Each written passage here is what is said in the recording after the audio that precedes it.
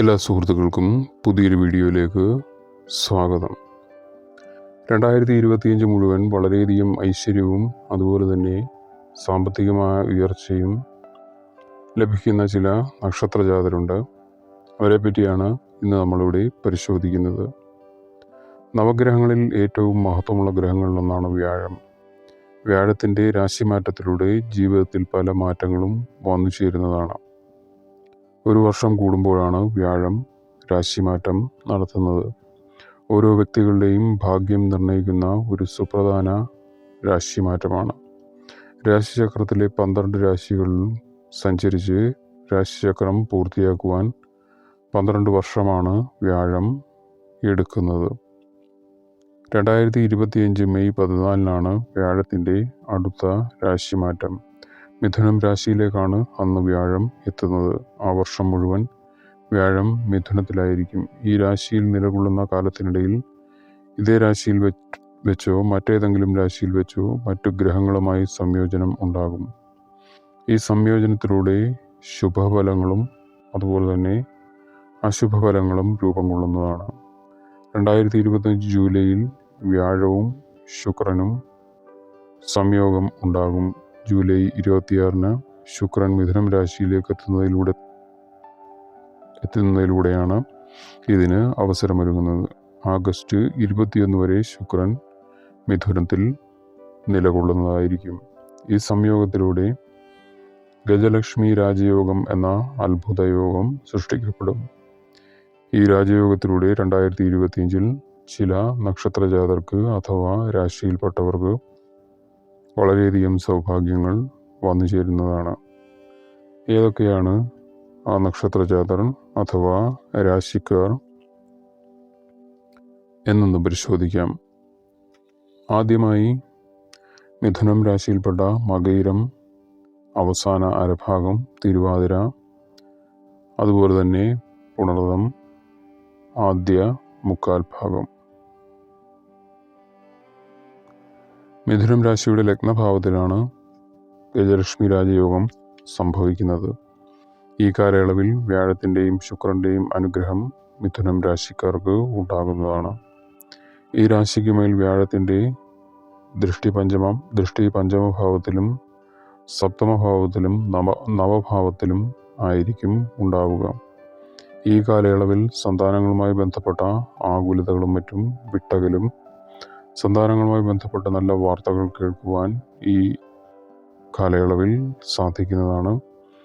അതുപോലെ തന്നെ ജോലിയിൽ പൂർണ്ണ ശ്രദ്ധ നൽകുവാനും ഇഷ്ടത്തോടെ ജോലി ചെയ്യുവാനും സാധിക്കും. വിദ്യാർത്ഥികൾക്ക് പഠനത്തിൽ കൂടുതൽ ശ്രദ്ധ കൊടുക്കുവാൻ കഴിയും. അവിവാഹിതർക്ക് ഈ വർഷം വിവാഹയോഗം ഉണ്ടാകുന്നതാണ്. 2024 വരെ ഇവരെ അലട്ടിയിരുന്ന പല പ്രശ്നങ്ങളും 2025 ഇല്ലാതെയാകും. സമൂഹത്തിൽ ഇവർക്കുള്ള നിലയും വിലയും വർദ്ധിക്കും. ഈ കാലയളവിൽ പൊതുവെ ഭാഗ്യം ഇവർക്കൊപ്പമാവും ഉണ്ടാവുക. ധനാഗമനം വർദ്ധിക്കും. സാമ്പത്തിക സ്ഥിതി മെച്ചപ്പെടും. സമ്പാദ്യത്തിനും മറ്റും മുൻഗണന നൽകുന്നതായിരിക്കും. ഭാവിയെ കരുതി സമ്പാദ്യം നീക്കിവെക്കുന്ന സ്വഭാവ സവിശേഷതയും ഉണ്ടാകും. ബിസിനസ്സിൽ നിന്നും ഇവർക്ക് വലിയ ലാഭം ഉണ്ടാക്കുവാനും സാധിക്കുന്നതാണ്. അടുത്തതായി ചിങ്ങം രാശിയിൽപ്പെട്ട മകം, പൂരം, ഉത്രം ആദ്യകാൽ ഭാഗം. ചിങ്ങം രാശിയിൽ ജനിച്ച ആളുകൾക്ക് ശുക്രൻ്റെയും വ്യാഴത്തിൻ്റെയും സംയോഗം ഗുണകരമാകും. ചിങ്ങം രാശിയുടെ 11ാം ഭാവത്തിലാണ് ഈ സംയോഗം നടക്കുന്നത്. ഏറെക്കാലമായി തടസ്സപ്പെട്ടു കിടന്നിരുന്ന ജോലികൾ പൂർത്തീകരിക്കും.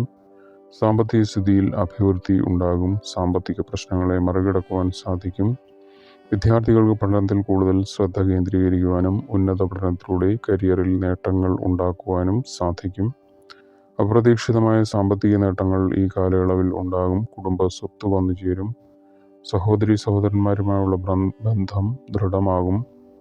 കരിയറിലും ബിസിനസ്സിലും നേട്ടങ്ങളും സാമ്പത്തിക ലാഭവും ഉണ്ടാകും. അടുത്തതായി തുലാം രാശിയാണ്. തുലാം രാശിയിൽപ്പെട്ട ചിത്തിര, അവസാന അരഭാഗം, ചോതി, അതുപോലെ തന്നെ വിശാഖം ആദ്യ മുക്കാൽ ഭാഗം. തുലാം രാശിയുടെ 9ാമത്തെ ഭാവത്തിലാണ് ഗജലക്ഷ്മി രാജയോഗം രൂപം കൊള്ളുന്നത്.